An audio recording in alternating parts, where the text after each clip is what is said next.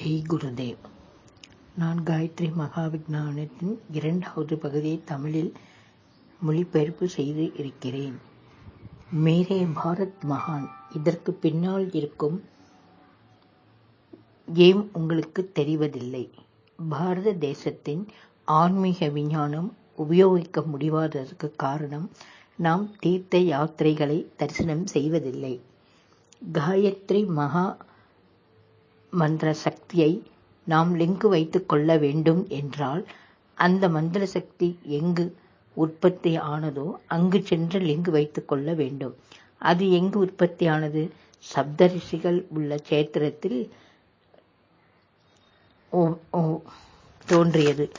யுகம் யுகமாக அங்குதான் காயத்ரி மந்திரம் தோன்றியது. இந்த டைம் கான்சியஸை கவனமாக மனதில் வைத்துக் கொள்ளுங்கள். நான் என்ன சொல்கிறேன் என்பதை சற்று கவனமாக கேளுங்கள். காயத்ரி மந்திர அதிர்வு அலைகள் ஒரு பாரத தேசத்தில் தான் உள்ளது, இனி எங்கும் இல்லை. இதை மிகவும் ஞாபகத்தில் வைத்துக் கொள்ளுங்கள். இந்த அதிர்வு அலைகள் மிகவும் அதிகமாக எங்கு உள்ளது என்றால் சப்தகிரி சதான தளத்தில் உள்ளது. இந்த அதிர் அலைகளை கொண்டு வந்து கோடி கோடியாக மகா காயத்ரி மந்திர ஜபங்கள் செய்து அந்த அதிர் அலைகளையும் கூட இன்று கொடுக்கக்கூடிய ஒரே இடம் அது எங்கு உள்ளது என்றால் ஹரித்வாரில் உள்ள சாந்தி குஞ்சில் உள்ளது. இந்த அதிர்வு அலைகள் நீங்கள் லிங்க் செய்து கொள்ள வேண்டும். எனக்கு காயத்ரி மந்திரம் செய்தால் என்ற ஒரு பலனும் இல்லை, எதுவும் முன்னேற்றம் என்று எல்லோரும் சொல்கிறார்கள். ஆனால் காயத்ரி மந்திரம் எங்கு தொடங்கியதோ அங்கு சென்று அவர்கள் லிங்க் வைத்துக் கொள்வதில்லை. உதாரணத்திற்காக லட்சமாக பணம் செய்து சைட் சீன் பார்ப்பதற்கு செல்வார்கள். ஆனால் ஹரித்வாரில் உள்ள சாந்தி குஞ்சில் அந்த சூழ்நிலையில் இருந்து காயத்ரி மந்திரம் செய்ய வேண்டும் என்ற ஆலோசனை இருக்காது. அப்படி செய்தால் அவர்களுக்கு காயத்ரி மந்திரத்தின் சக்தி கிடைக்கும், பலன் கிடைக்கும், எந்த ஒரு நல்ல காரியம் நடக்கும். நான் சொல்வதை மிகவும் கவனமாக கேளுங்கள். இன்ஜினியர் படிக்கும் பிள்ளைகள் 30-40 கிலோமீட்டர் தூரத்தில் இருக்கும் இன்ஜினியர் காலேஜுக்கு அனுப்புகிறோம். காலை 30 கிலோமீட்டர் தூரம் செல்வார்கள், பின்பு மாலை 30 கிலோமீட்டர் திரும்பவும் வீட்டிற்கு வருவார்கள். ஆனால் நாம் மட்டும் காயத்ரி மந்திரம் செய்யும் வகுப்புகளை வீட்டிற்கு பக்கத்தில் வையுங்கள் என்று கூறுகிறோம். இது எப்படி வைக்க முடியும்? இந்த சீரியஸை புரிந்து கொள்ளுங்கள். ஒரே ரசனை உள்ள மக்கள் ஒரே இடத்தில் சேர்ந்தால்தான் நன்மை கிடைக்கும். Light is attractive light. இது உலக இயற்கையின் விதிமுறை. நீங்கள் கொஞ்சம் கவனமாக பாருங்கள். ட்ரெயினில் சீசன் டிக்கெட் வாங்கிக் கொண்டு பிரயாணம் செய்பவர்கள், சீட்டுக்கட்டு அதாவது ரம்மி விளையாடுபவர்கள் எல்லாம் ஒரே ரயில் பெட்டியில் ஏறுவார்கள். அரசியல் பற்றி பேசுபவர்கள் ஒரு ரயில் பெட்டியில் ஏறுவார்கள். புத்தகம் படிப்பவர்கள், சாதாரணமாக வம்பு பேசுவார்கள், இவர்கள் ஒரு பெட்டியில் ஏறுவார்கள். இதிலிருந்து என்ன புரிகிறது? ரசனை உள்ளவர்கள் எல்லாம் ஒரு பெட்டியில் தான் இருக்கிறார்கள் என்று. இதை நாம் கவனிக்க மாட்டோம். இதில் உள்ள ரகசியம் நமக்கு தெரிவதில்லை. ஆனால் வீட்டில் உட்கார்ந்து கொண்டு காயத்ரி மந்திரம் செய்யலாமா, சாதனையில் செய்யலாமா, நாங்கள் வீட்டில் இருந்து கொண்டே எல்லாம் செய்கிறோம் என்று சொல்வீர்கள். இது ஒரு நான்சென்ஸ். நம் பிள்ளைகளை படிப்பதற்கு ஸ்கூலுக்கு அனுப்ப மாட்டோம். ஆனால் அவன் போக மாட்டான் என்றாலும் எப்படியாவது அவனை ஸ்கூலுக்கு அனுப்பிவிடுவோம். அதுவும் 1000 பணம் செலவு செய்து அனுப்புகிறோம். ஆனால் காயத்ரி மந்திரம் மட்டும் நம்ம வீட்டிலே இருந்து செய்ய முடியுமா? வீட்டிலே இருந்து செய்கிறோம், எல்லா சாதனைகளையும் வீட்டில் இருந்து செய்கிறோம் என்று சொல்கிறீர்கள். இது முடியாது.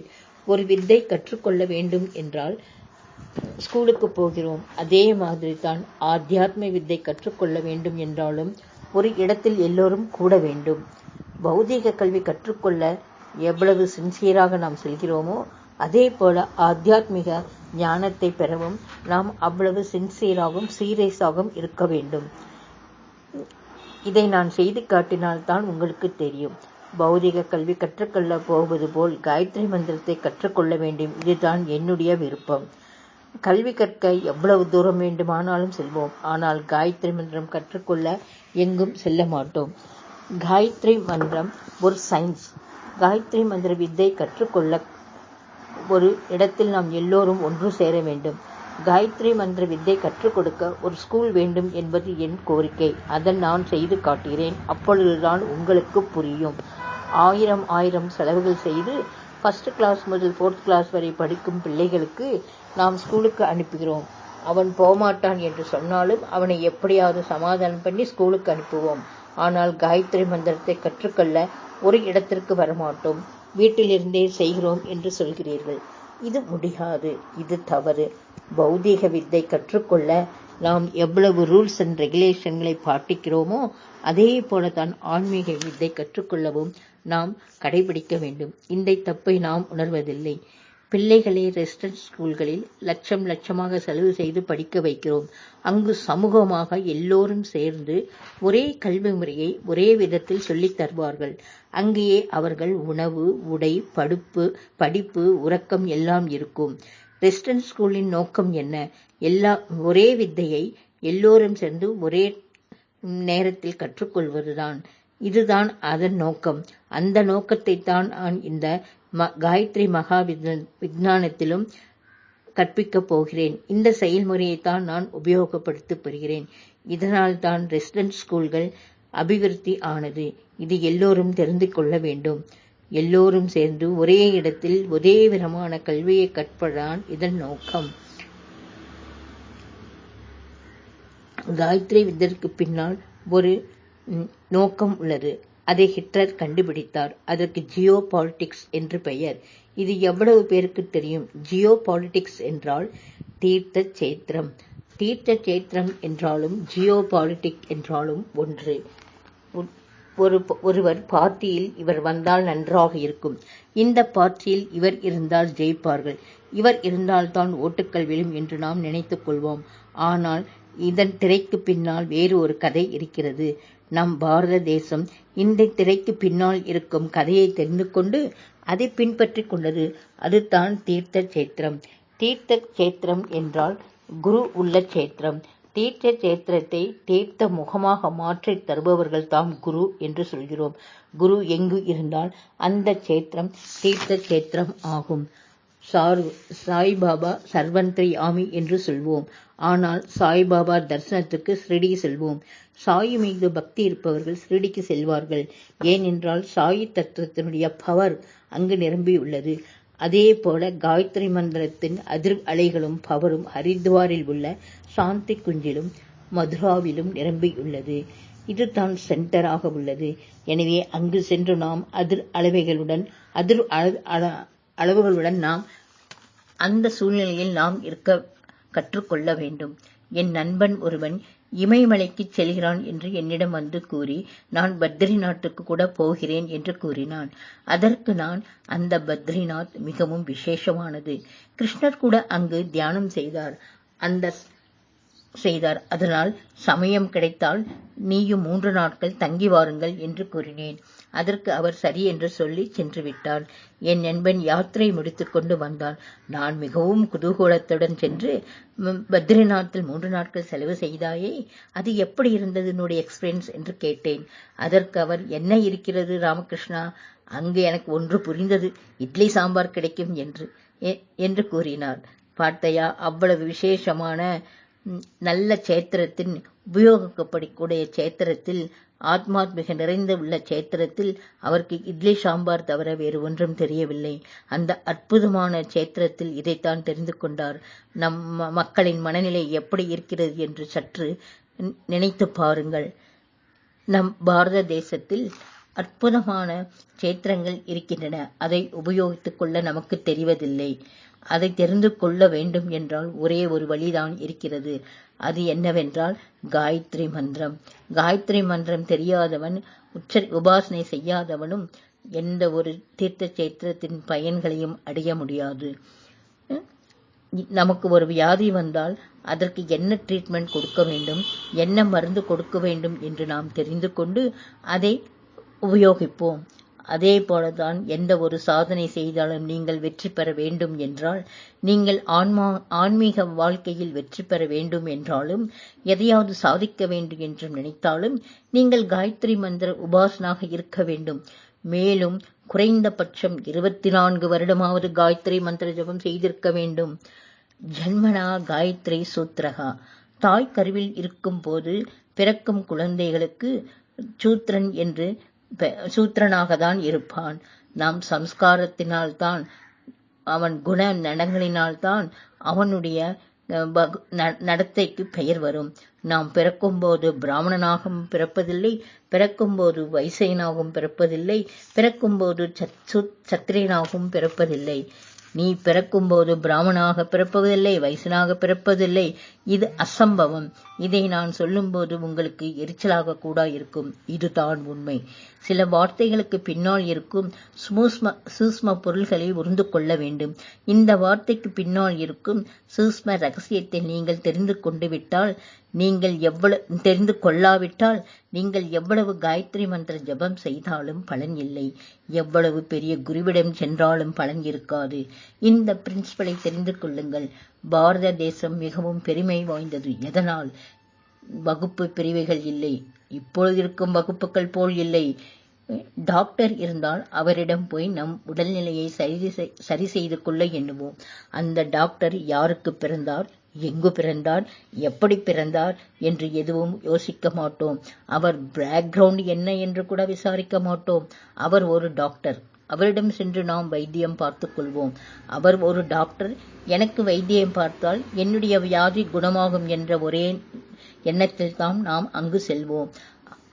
அவர் வைத்தியம் பார்த்து மருந்து கொடுப்பார், குணமாகுவோம். டாக்டர் என்பது ஒரு வர்க்கம், ஒரு வர்ணம், ஒரு கலர். இது இயற்கை நிதி. அவர் ஒரு டாக்டர். எங்கு பிறந்தார், யாருக்கு பிறந்தார், எந்த தேசத்தில் பிறந்தார் என்று நாம் பார்க்க மாட்டோம். அவர் செய்யும் தொழில் டாக்டர். அதனால் அவர் டாக்டர். சம்ஸ்காரம் அவரிடம் உள்ளது. ஒரு மனிதனின் குணம், கர்மா, அவர் செய்யும் தொழில், சுபாவத்தை பொறுத்துத்தான் அவர் இந்த வகுப்பை சேர்ந்தவர் என்று கூறப்படுகிறது. பாரத தேசத்தில் 4 விதமான வகுப்புகள் உள்ளது. அதுவும் அவர் செய்யும் தொழில், குணம், சுபாவ விசேஷங்களை பொறுத்துத்தான். ஜாதி மத லிங்க வேறுபாடுகள் இல்லாத பாரத தேசம் இருந்தது. நீ இவருக்கு பிறந்ததனால்தான் நீ இந்த ஜாதியை சேர்ந்தவன், நீ அவருக்கு பிறந்ததனால்தான் நீ அந்த வகுப்பை சேர்ந்தவன் என்று இப்போது பிரிக்கும் வகுப்பு பிரிவுகள் நான்சென்ஸ். இதை நாம் மாற்ற வேண்டும். ஜாதி மத லிங்க வேறுபாடுகளை மறந்து போக வேண்டும். பாரத தேசத்தின் 4 வித வர்ண ஆசிரம பிரிவுகள் தான் நியதி இருந்தது. அது மிகவும் முக்கியம். அவர் செய்யும் தொழிலை பொறுத்துத்தான் இருந்தது. அது ஒரு விஞ்ஞானம். அதை திரும்பவும் நாம் பாரத தேசத்திற்கு கொண்டு வர வேண்டும். காயத்ரி மந்திரம் செய்யுங்கள், ஜபம் செய்யுங்கள், யக்னம் செய்யுங்கள் என்று நாம் கூறுகிறோம். இந்த ஜாதி மத வேறுபாடிலிருந்து விடுபடுங்கள் என்று நாம் எவரையும் கூறுவதில்லை. பாரத தேசத்தின் பெருமை என்ன? இந்த வகுப்பு ஆசிரமம் தான் என்று தெரியப்படுத்த வேண்டும். இன்ஜினியர், டாக்டர், வியாபாரி, சயின்டிஸ்ட் என்பது போல் பிராமணன், சத்திரன், வைசியன், சூத்திரனாக இருந்தார்கள்.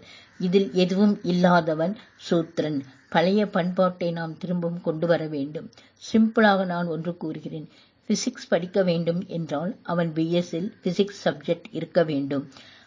கல்வி எல்லோருக்கும் பொதுவானது. ஆனால் நான் எம்எஸ்சியில் எது வேண்டுமென்றால் படிக்கலாம் என்று ஆர்ட்ஸ் குரூப் படித்தவன் எம்எஸ்சி பிசிக்ஸ்க்கு வந்தால் அவனுக்கு ஒன்றும் புரியாது. ஏன் என்றால் அவனுக்கு பிசிக்ஸ் பேக்ரவுண்ட் இல்லை. இந்த பேக்ரவுண்டை தான் நாம் சம்ஸ்காரம் என்று சொல்கிறோம். சம்ஸ்காரம் உள்ளவன் கெமிஸ்ட்ரி ஆகுவான், டாக்டர் சம்ஸ்காரம் உள்ளவன் டாக்டர் ஆவான், எந்தவித சம்ஸ்காரமும் படிப்பு அறிவு இல்லாதவன் சூத்திரன் ஆவான். இது ஒரு வகுப்பு இல்லை. இதை நாம் முதலில் புரிந்து கொள்ள வேண்டும். இந்த நிலை திரும்பவும் பாரத தேசத்தில் வர வேண்டும். ஜன்மனா காயத்ரி சூத்ரகா.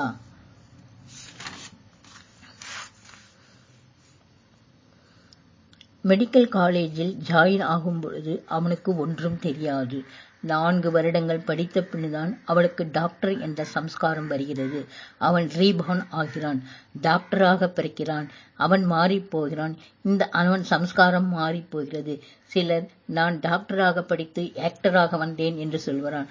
ஆனாலும் அந்த டாக்டர் சம்ஸ்காரம் தான் அவருக்கு இருக்கும். அது ஜென்மத்திலும் போகாது. இது முதலில் நாம் புரிந்து கொள்ள வேண்டும். அர்த்தமில்லாத இந்த வகுப்புகளிலிருந்து நாம் மாற வேண்டும். அர்த்தமில்லாத வாழ்க்கை வாழ்கிறோம் என்று நம்முள் பலர் என்கிறார்கள். காஸ்ட் என்றால் சம்ஸ்காரம், சம்ஸ்காரம் என்று பொருள். ஆனால் ஜீவித வாழ்க்கை எப்படி வாழ வேண்டும் என்பதுதான் சம்ஸ்காரம். காலத்தை எப்படி உபயோகித்துக் கொள்ள தெரிந்தவனும் சேத்தன தத்துவத்தை தெரிந்து கொள்ளவனும் தான் சம்ஸ்காரன். இதைத்தான் காயத்ரி மகா விஞ்ஞானம் தெரிகிறது. இது ஒரு வகுப்பு அல்ல, இது ஒரு டைப் ஆஃப் எஜுகேஷன். இந்த டைப் ஆஃப் எஜுகேஷன் தான் நாம் கொண்டு வர வேண்டும். சம்ஸ்காரமுள்ள எஜுகேஷன் இருக்க வேண்டும். சம்ஸ்காரம் என்றால் ஜீவன வாழ்க்கை வாழும் விதத்தை தெரிந்து கொள்பவனும் சேத்தன விஞ்ஞானத்தை தெரிந்து கொள்பவனும் காலத்தை தெரிந்து கொள்பவனும் ஆகான். இதைத்தான் காயத்ரி மகா விஞ்ஞானம் சொல்கிறது. காயத்ரி மந்திரத்தில் கூட 3 பாதங்கள் உள்ளன. இதைத்தான் சொல்கிறது. காலத்தை உபயோகிக்க தெரியாதவன் வாழ்க்கையில் வாழ முடியாது. ஓம் பூர்புவஸ்வஹ தத்சவிதுர்வரேண்யம் பர்கோ தேவஸ்ய தீமஹி தியோ யோ ந பிரச்சோதயாத் என்று நீங்கள் 5000 கோடி ஜபம் செய்தாலும் உங்களுக்கு பலன் இருக்காது. நீங்கள் காலத்தை உபயோகிக்க தெரிந்து கொள்ள வேண்டும். ஹவு டு யூட்டிலைஸ் டைம் என்று தெரிந்து கொள்ள வேண்டும். இந்த கிளாஸின் முடிவில் 200க்கு மேல் வெப்சைட்கள் உள்ளது. அதை உங்களுக்கு நான் காட்டுகிறேன். காலத்தை தெரிந்து கொள்ள வேண்டும். சயின்ஸ் ஆஃப் கான்சியஸ் தத்துவத்தையும் மாற்ற வேண்டும். இந்த கான்சியஸில் 3 வகையாக வேலை செய்யும். ஜாக்கிரதா, ஸ்வப்னா, சுசுப்தி. விழிப்பு உணர்வு, கனவு உணர்வு, நித்ரை உணர்வு ஆகும். நித்ரை உணர்வு என்றால் நாம் வீட்டில் படுத்து தூங்கும் நித்ரை அல்ல. நம்மை சுற்றி என்ன நடக்கிறது என்று தெரியாமல் இருப்பதும் கூட நித்ரை தான். இந்த 3 நிலைகள் நிரந்தரம் நம்ம நடந்து கொண்டு தான் இருக்கும். உதாரணத்துக்கு, நீங்கள் இந்த கிளாஸுக்கு வந்திருக்கிறீர்கள். நான் கிளாஸ் எடுக்கும் பொழுது உங்கள் மனம், என்னுடைய ஃப்ரெண்டு இந்த பக்கத்து வீதியில் தான் இருக்கிறான், இந்த கிளாஸுக்கு வந்தேன், அவனையும் பார்த்துவிட்டு போகலாம் என்று உங்கள் மனம் ட்ரீம் ஸ்டேட்டில் இருக்கும். இதை தான் சேத்தன தத்துவம் என்கிறோம். இதை நாம் எப்படி உபயோகித்துக் கொள்ள வேண்டும் என்பதையும் நாம் கற்றுக்கொள்கிறோம். விழிப்புணர்வு, கனவுணர்வு, நித்ரை உணர்வு எப்படி உபயோகித்துக் கொள்வது என்று சொல்வதுதான் காயத்ரி மகா விஞ்ஞானம். இந்த 3 நிலைகளையும் கலந்து சமநிலை இருக்க வேண்டும். சமநிலை என்றால் சமாதி நிலை ஆகும். சமாதி நிலை என்றால் எங்கேயோ மௌனமாக உட்காருதில்லை. சர்வ சாதாரண நிலையில்தான் சமாதி நிலை. விழிப்புணர்வு, கனவுணர்வு, நித்ரை உணர்வு இந்த 3ம் கலந்து உபயோகப்படுத்திக் கொள்ள வேண்டும். இதை கற்றுக்கொள்வதுதான் காயத்ரி மகா விஞ்ஞானம். காலத்தை எப்படி உபயோகிப்பது என்று சொல்வதும், சேத்தன விஞ்ஞானத்தை சொல்வதும், வாழ்க்கை என்றால் என்று சொல்வதும் தான் இந்த கிளாஸில். நான் இந்த கிளாஸில் திரும்பவும் சொல்வதே சொல்கிறேன் என்றால் இது மிக மிகவும் முக்கியமானது. நம் வாழ்க்கைக்கு ஆதாரமானது. இது உங்கள் மூளையில் ஏற்றுக்கொள்ள வேண்டும் என்பதற்கு தான் நான் திரும்ப உங்களுக்கு சொல்கிறேன். வாழ்க்கையில் 3 விதம் சமமாக இருக்க வேண்டும். வாழ்க்கையை சமன்மயமாக கற்றுக்கொண்டவன் தான் வாழ்க்கையில் ஆனந்தமாக வாழ்வான். நாம் ஏன் வாழ்கிறோம், எதற்காக வாழ்கிறோம், எதற்காக இவ்வளவு பணம் சம்பாதிக்கிறோம் என்று சில நேரம் யோசிப்போம். திரும்பவும் நம் மனதை, எல்லோரும் வாழ்கிறார்கள், எல்லோரும் சம்பாதிக்கிறார்கள், இதுதான் கரெக்ட் என்று நாம் ஆறுதல் சொல்லிக் கொள்கிறோம். எல்லோரும் பிள்ளைகளை படிக்க வைக்கிறார்கள், நாமும் படிக்க வைக்கிறோம். பிள்ளைகளுக்கு திருமணம் செய்து வைக்கிறார்கள், நாமும் திருமணம் செய்து வைக்கிறோம் என்று சிலர் நினைத்துக் கொள்கிறார்கள். மேலும் சிலர் என்னிடம் வந்து, மாஸ்டர்காரு, எல்லோரும் என் பெண்ணுக்கு திருமணம் வயது ஆகியும் இன்னும் திருமணம் ஆகவில்லை என்று கேட்கிறார்கள். என் பெண்ணுக்கு எப்பொழுது திருமணம் நடக்கும் என்று என்னிடம் கேட்பார்கள்.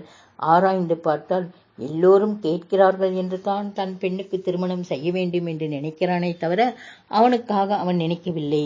நம் பிள்ளைக்கு திருமணம் செய்ய வேண்டும் என்று அவன் எப்பொழுதும் நினைத்ததாக தெரிவதில்லை. மற்றவர்களின் எண்ணத்திற்குத்தான் நாம் அதிக மதிப்பு கொடுக்கிறோம்.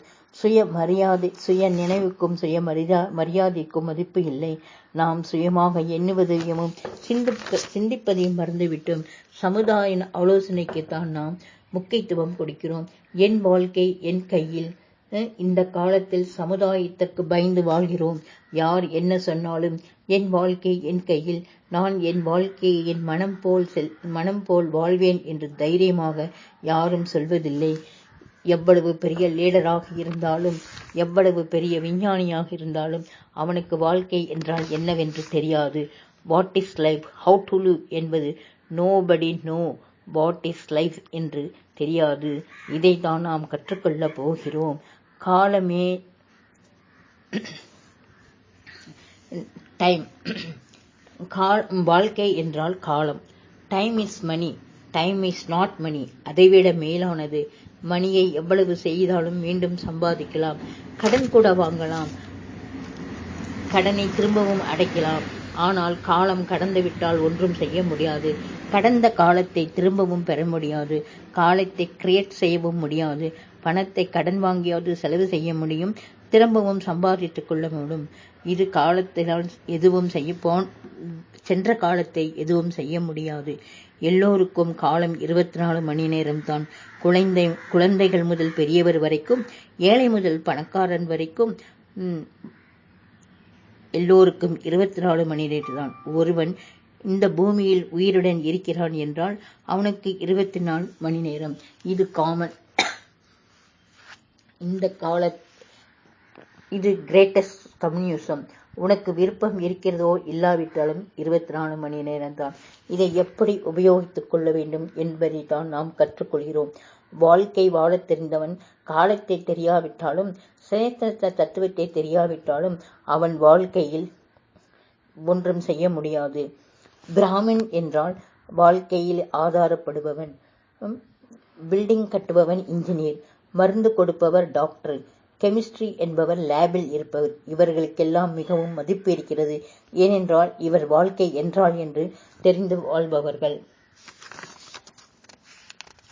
நான் பிராமின் என்றால் வாழ்க்கை என்றால் என்ன என்று தெரிந்தவன். What is life? சேத்தன தத்துவத்தை மாற்றிக்கொள்பவன் சத்திரியன், காலத்தை உபயோகித்துக் கொள்பவன் வைசியன். இதில் ஞாபகத்தில் வைத்துக் கொள்ளுங்கள். ஜியோ பாலிட்டிக் பற்றி சொல்லும்போது இதை உங்களுக்கு சொல்ல வேண்டியதாயிற்று. ஜியோ பாலிட்டிக் என்றால் பூமியின் பௌதீக கோளலை பொறுத்துத்தான் நம் வாழ்க்கை நிலை மாற்றம் ஏற்படுகிறது. ஒருவர் லீடராக இருந்தாலும் அவனுடைய சூழ்நிலையை பொறுத்துத்தான் அவன் லீடர்ஷிப் கூட வரும். வருங்காலத்தில் ஜியோ பாலிட்டிக் ஒரு சப்ஜெக்டாக வரலாம். ஆல்வின் டோஃபர் என்பவர் பெரிய அறிவாளி. இவர் 3 புத்தகங்களை எழுதினார். இந்த புத்தகங்களை படித்தவர்கள் பெரிய பொலிட்டிக் லீடராக மாறிவிட்டார்கள். இதில் இருவர் முதன் மந்திரியாகவும் கூட இருந்தார்கள். இவர்கள் இந்த புத்தகத்தை படித்தது மட்டுமில்லாமல் அதை உபயோகித்துக் கொள்ள தெரிந்திருந்தார்கள். இந்த புத்தகத்தை படித்து உபயோகித்துக் கொள்ள வேண்டும்.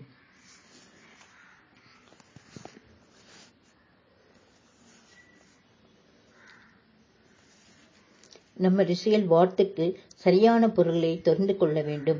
பிராமின் என்றால் one who knew to how to live. ஜாக்கிரத அவஸ்தை உணர்வை உபயோகித்துக் கொள்பவன். சொப்ன உறவை உபயோகித்துக் கொள்வன் சத்திரியன். சொப்ன உணர்வில் அவன் இருப்பான். இந்த நாட்டை ஜெயிக்க வேண்டும், அந்த நாட்டை ஜெயிக்க வேண்டும், இந்த மன்னனை ஜெயிக்க வேண்டும் என்று இருப்பான். நித்ரை உணர்வில் இருப்பவர் இருந்த இடத்தை விட்டு நகரமாட்டார்கள். இங்கேயே இருப்பேன், யாருக்கு எது வேண்டும் என்றாலும் என்னிடம் வந்து வாங்கிக் கொள்ளுங்கள் என்பார். இது ஒரு வியாபாரி, வைசியன்.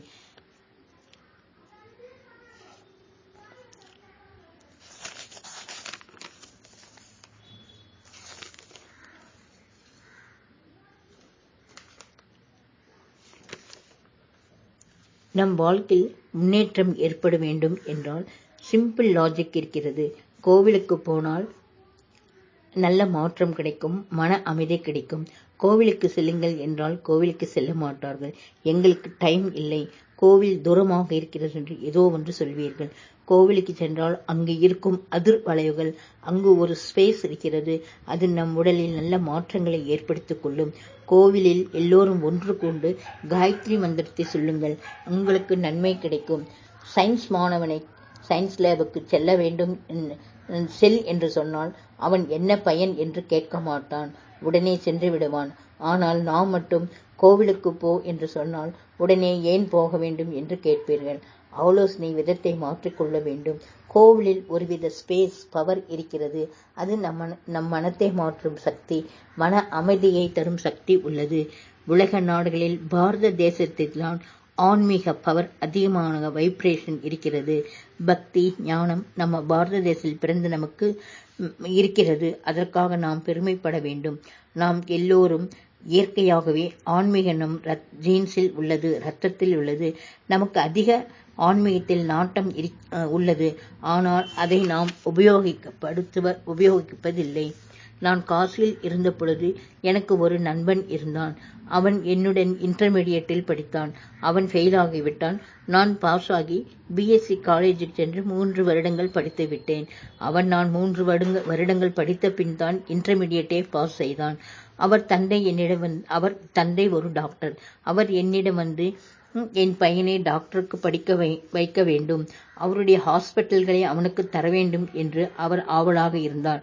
ஆனால் அவனுக்கு படிப்பு ஏறவில்லை. அவன் என்னிடம் வந்து, எனக்கு படிப்பில் நாட்டம் இல்லை, படங்கள் வரைவதில் தான் விருப்பம் இருக்கிறது என்று கூறினான். நான் அவர் தந்தைக்கு சென்று தன் விருப்பத்தை சொல்லுமாறு என்னை அவர் தந்தையிடம் சென்று விருப்பத்தை சொல்லுமாறு கேட்டான். நானும் கூறினேன். அதற்கு அவர் ஒப்புதல் கொடுத்தார். என் நண்பனை வாரணாசியில் உள்ள ஃபைன் ஆர்ட்ஸ் காலேஜில் சேர்த்தோம். அவன் படிப்பு முடித்தவுடன் 80,000 சம்பளத்துடன் வேலை கிடைத்தது. அவன் அந்த வேலையை சில நாட்கள் கழித்து ரிசைன் செய்துவிட்டு வந்துவிட்டான். எப்பொழுது படம் வரைய வேண்டும் என்றால் சென்று வரைந்து கொடுத்தால் அவனுக்கு 20 லட்சமோ 2 லட்சமோ 3 லட்சமோ கொடுப்பார்கள். அந்த பணத்தை வைத்து அவன் மகிழ்ச்சியாக அனுபவித்தான். மீண்டும் தனக்கு பணம் வேண்டும் என்றால் போய் படம் வரைந்து கொண்டு சம்பாதித்து கொண்டு இருக்கிறான். அவன் வாழ்க்கை மகிழ்ச்சியாகவும் ஆனந்தமாகவும் வாழ்கிறான். ஏன் இதை சொல்கிறேன் என்றால், நமக்கு பழக்கமான விருப்பமான உபயோகத்தில் உள்ளதை கொண்டு நாம் வாழ்க்கை ஆனந்தமாகவும் சுகமாகவும் வாழலாம். மேலும் உலகத்தில் உள்ள எல்லா மகிழ்ச்சியையும் அனுபவிக்கலாம். பாரத தேசத்தில் பிறந்து இந்த ஆன்மீக வாழ்க்கையை விட்டுவிட்டு மேல்நாட்டுக்கு சென்று நாம் என்ன சந்தோஷத்தையும் மகிழ்ச்சியையும் அடைந்தோம். வந்தாலும் அது தற்காலிகமே. இது உங்களுக்கு புரிய வேண்டும். உங்களுக்கு விருப்பமா இல்லையா என்பதல்ல, எது உண்மை என்பதை புரிந்து கொள்ளுங்கள். பாரத தேசத்தில் பிறந்தவர்கள் கண்டிப்பாக ஆன்மீக வாழ்க்கைக்கு அவர்களுக்கு தொடர்பு உண்டு. மனம் கூட ஆன்மீக வாழ்க்கையை ஏற்றுக்கொள்ளும் பக்குவமும் இருக்கிறது. பாரத தேசத்தில் பிறந்த நமக்கு பாவ புண்ணியங்களை பற்றி யாரும் சொல்லித்தர வேண்டாம். கர்ம சித்தாந்தை பற்றி யாரும் சொல்லித்தர வேண்டாம். புனர்ஜென்மம் இருக்கிறது என்பதை யாரும் சொல்லித்தர வேண்டாம். ஆன்மீகம் வாழ்க்கை என்பது முதல் படி. இது பேசிக் ஆகும். இந்த கிளாஸுக்கு வருபவர்கள் கற்றுக்கொள்ள வேண்டியது என்ன என்பதை நான் திரும்ப திரும்ப சொல்கிறேன். கவனமாக கேளுங்கள். கிளாஸ் கற்றுக்கொண்ட பிறன் இது உங்களுக்கு இப்பொழுது இருக்கும் வகுப்பு பிரிவினைகள் அர்த்தமில்லாதது என்று தெரிந்து கொண்டு அதிலிருந்து நீங்கள் மீண்டு வர வேண்டும். மேலும் ஜாதி மத குல லிங்க வேறுபாட்டை நம் மனதிலிருந்து தூக்கி எறிய வேண்டும். 2வது, ஆன்மீகம் என்றால் மந்திர ஜபம் இல்லை. குருவின் கால்களை பற்றி கொள்ள வேண்டிய தேவையில்லை. தேவதைகளை கெஞ்சி எனக்கு இது வேண்டும் அது வேண்டும் என்றும் கேட்க தேவையில்லை. 3 விசேஷமான விஷயங்களை தெரிந்து கொள்ள வேண்டும். ஜீவிதம் என்றால் என்ன?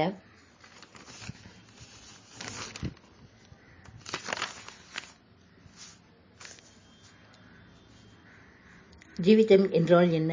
காலம் என்றால் என்ன? சேத்தன் தத்துவம் என்றால் என்ன? நாம் தெரிந்து கொள்ள வேண்டும். இதை தெரிந்து கொள்ள வேண்டும். பை பிரெத் நாம் சூத்திரராக பிறப்பதில்லை. இதை புரிந்தால் காயத்ரி மகா விஞ்ஞானம் புரிந்த மாதிரிதான். முதலில் நீங்கள் புரிந்து கொள்ள வேண்டியது, பாரத தேசத்தை அழிப்பது இந்த வகுப்பு பிரிவினைகளும் அர்த்தமற்ற வகுப்பு பிரிவுகளாகும். ஜன்மனா காயத்ரி சூத்ரகா. நீங்கள் பிறக்கும்போது சூத்திரனாகவே பிறக்கிறார்கள். நீ அன்எஜுகேட்டட் என்றால் என்ன பொருள்? நீங்கள் எதுவும் கல்வி கற்கவில்லை என்றுதான். இதற்காக பயப்பட வேண்டாம். சூத்திரன் என்றால் படிப்பு அறிவு இல்லாதவன் என்று தான் பொருள். கவலைப்பட வேண்டாம். அன்எஜுகேட்டட் என்றால் வாழ்க்கை என்றால் என்ன தெரியாது, காலம் என்றால் என்ன தெரியாது, கான்சியஸ் என்றால் என்னும் தெரியாது. இது 3ம் தெரியாதவன் தான் சூத்திரன். இதைத்தான் வீரபிரம்ம மகா காலத்தை நிர்ணயித்தவர் திருஷ்டியில் பார்த்த ஒரு சித்தர். இதைத்தான் அவர் சொன்னார், சூத்திரன் நாட்டை ஆள்வான் என்று. இதை நாம் உட்பொருள் புரிந்து கொள்ள வேண்டும். அவர் வகுப்பை குறித்து சொல்லவில்லை, ஒரு ஜாதியை குறித்து சொல்லவில்லை. What is life, what is time, how to live என்று தெரியாதவன் தான் இந்த நாட்டை ஆள்வான் என்று கூறினார். கான்சியஸ் ஆஃப் சயின்ஸ், சேத்தன வித்யாம் என்றால் என்ன தெரியாது. வாட் இஸ் டைம் என்றால் தெரியாது. இதை தெரியாதவன் தான் சூத்திரன். இவன் தான் நாட்டை ஆழ்வான் என்பது பொருள். இது புரியாமல் சூத்திரன் என்றால் ஒரு ஜாதி வகுப்பு பிரிவினை என்று நாம் புரிந்து கொண்டு நாட்டை நாசனம் செய்கிறேன். இது நமக்கு புரிய வைக்கும் ஞானமே இந்த காயத்ரி மகா விஞ்ஞானம். காயத்ரி மகா விஞ்ஞானத்தின் புத்தகத்தில் முதல் பக்கம் ஒரு விருஷம் பிரிண்ட் ஆகியிருக்கிறது. அது கல்ப விருஷம். அந்த கல்ப விருஷத்தின் சிம்பல் கர்மயோகம், பக்தி யோகம், ஞான யோகம். கர்மயோகன் ஒரு சத்திரியர், பக்தி யோகம் வைசியன், ஞான யோகம் பிராமன். இதை உங்கள் புத்தியில் நன்றாக ஏற்றுக்கொள்ளுங்கள். இப்பொழுது நாட்டில் இருக்கும் வகுப்பு பிரிவினையை புத்தியில் ஏற்றிக்கொண்டால் நான் சொல்வது உங்களுக்கும் ஒன்றும் புரியாது. கர்மயோகி என்றால் சூத்ரன், ஞான யோகி என்றால் பிராமணன், பக்தி யோகி என்றால் வைசியன். காயத்ரி மகா விஞ்ஞானம் பேசிக். இது உங்களுக்கு புரிந்துவிட்டால் காயத்ரி மகா விஞ்ஞானத்தின் பேசிக் உங்களுக்கு புரிந்தது. அவ்வளவுதான், வேறொன்றும் இல்லை. இப்பொழுது ஜியோ பாலிட்டிக்கு வரலாம். ஒரே விதமான சேவையை ஒரே இடத்தில் சமூகமாக கூடி செய்வது தான் ஜியோ பாலிட்டிக். இதனால் தான் 5 ஸ்டார் ஹோட்டல்கள், ஹாஸ்பிட்டல்கள் எல்லாம் வந்தது.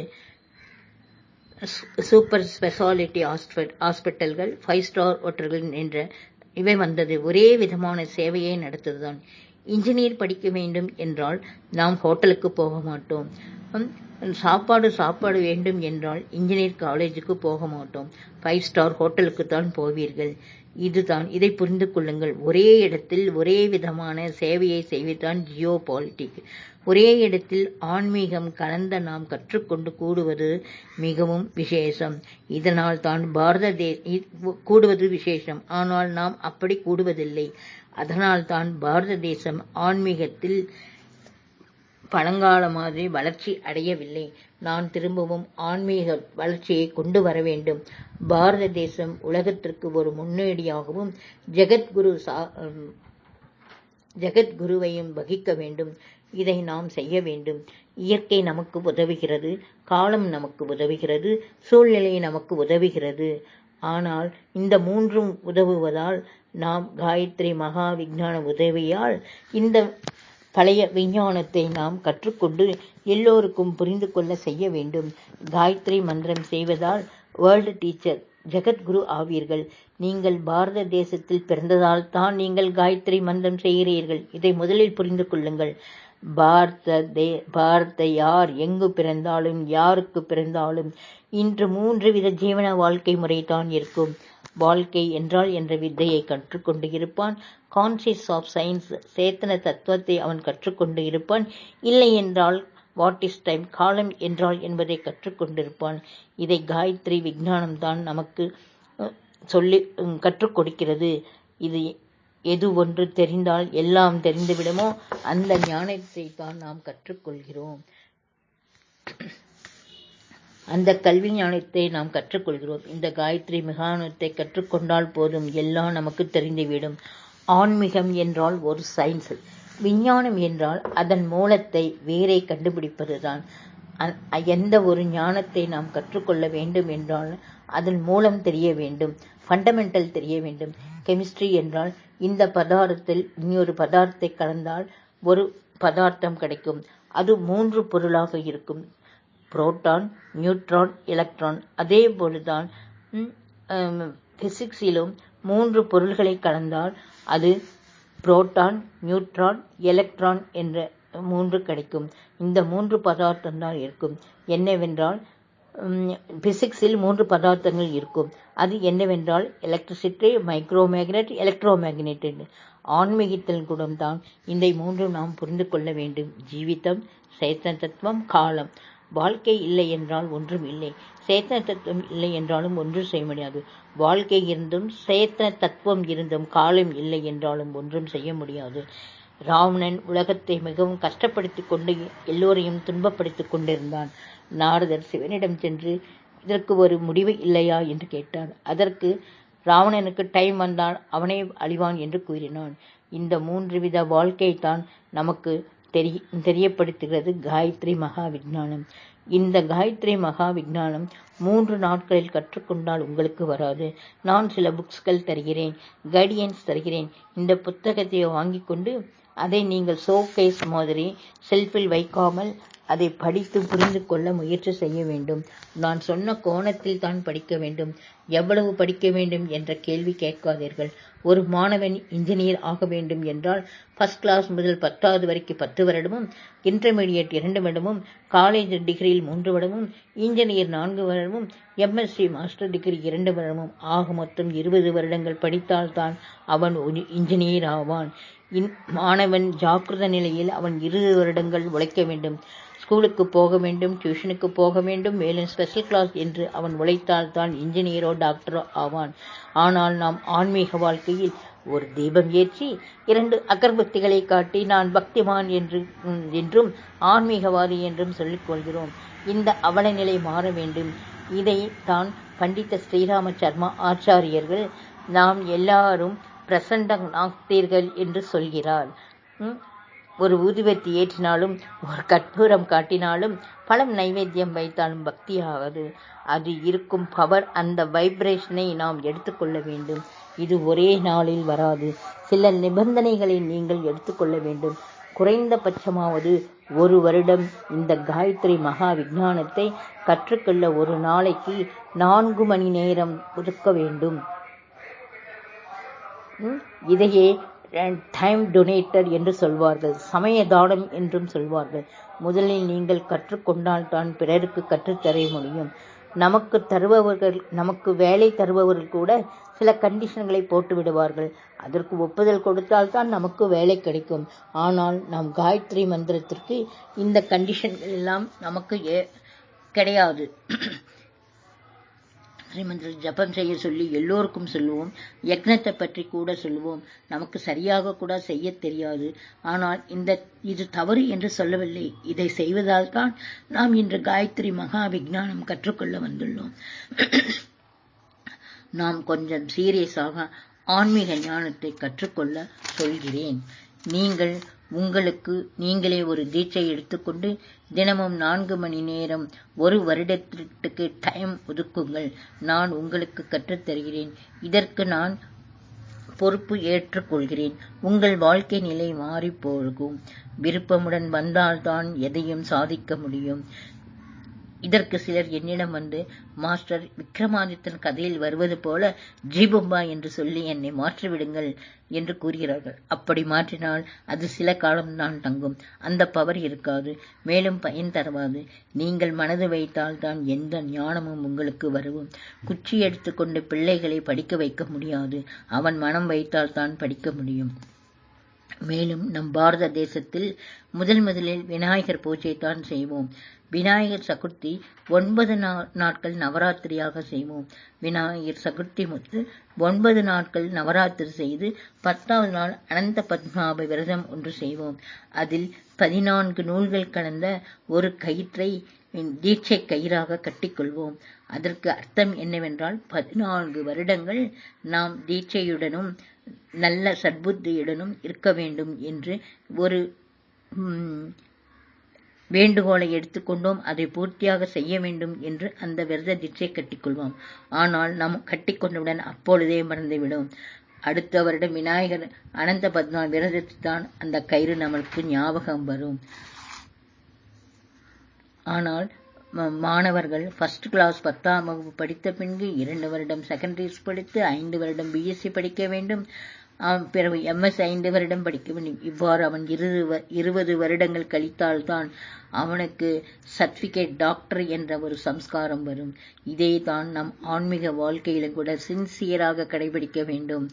நம் பாரத தேசத்தில் விநாயகர் சதுர்த்தியில் இருந்தான் எதுவும் தொடங்குவார்கள். அந்த விநாயகர் சதுர்த்தியில் தான் ஜியோ பாலிடெக்கை தொடங்கினார்.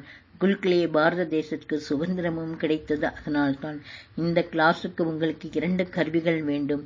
ஒன்று பிரகல பிரக்னா, செகர ஸ்ரக்னா. இதை ஈவினிங் கிளாஸில் திரும்பவும் தெரிந்து கொள்ளலாம். ஜாதி வகுப்பு பிரிவுகள் வேண்டாம். குணத்தை வைத்துத்தான் வகுப்பு பிரிவுகள் இருக்க வேண்டும். ஒருவன் படிப்பு அறிவு இல்லை என்றால் ஒருவன் பிறப்பில் இல்லை வகுப்பு, அந்த ஆலோசனையை தூக்கி எறிங்கள். ஆன்மீகம் என்றால் வாழ்க்கை விதானம், சேத்தன தத்துவம், காலம். இதுதான் காயத்ரி மகா விஞ்ஞானத்தின் 3 பாதங்கள். இந்த கல்வி அறிவை நமக்கு ஹீல் ஆவதற்கு இன்னும் சில நாட்கள் ஆகும். காயத்ரி ஹீல் ஆவதற்கு சில நாட்கள் ஆகும். இந்த கல்வியருக்கு நமக்கு ஹீல் ஆக வேண்டும் என்றால் காயத்ரி மந்திரம் தான் நமக்கு உபயோகப்படும். நீங்கள் காயத்ரி மந்திர ஜபம் செய்ய வேண்டும். நம் உடலில் அது இன்ஸ்டிடியூஷன் ஆகும். நாம் ஸ்டடி ஹவர்ஸில் படிப்பதற்கு எப்படி வைத்துக் கொள்வோமோ அதே போல் கண்டிப்பாக காயத்ரி மந்திர ஹவர்ஸ் வைத்துக் கொள்ள வேண்டும். கண்டிப்பாக மஞ்சள் உடை மிக மிக முக்கியம். இந்த கிளாஸ் முடிந்தவுடன் காயத்ரிக்கும் மஞ்சள் நிற உடைக்கும் உள்ள சம்பந்தம் உங்களுக்கே புரியும். காயத்ரி ஜபம் கிளாஸ் ஸ்டார்ட் செய்தவுடன் 10 நிமிடங்கள் எல்லோரும் சேர்ந்து சாமூகிகமாக காயத்ரி மந்திரத்தை செய்வோம். 5 நிமிடங்கள் மௌனமாக இருப்போம். கிளாஸ் முடிவில் காயத்ரி யக்னம் நடக்கும். இதை நீங்கள் சின்சியராக மிகவும் நல்ல மனநிலையுடன் கற்றுக்கொள்ளுங்கள். இத்துடன் 2ஆம் பாகம் முடிந்துவிட்டது. நான் சொன்னது உங்களுக்கு புரிந்தால் ஒரு லைக் கொடுங்கள். புரியாவிட்டால் கமெண்ட் கொள்ளுங்கள். 3வது பாகத்தை மிக விரைவில் தொடர்கிறேன். வணக்கம்.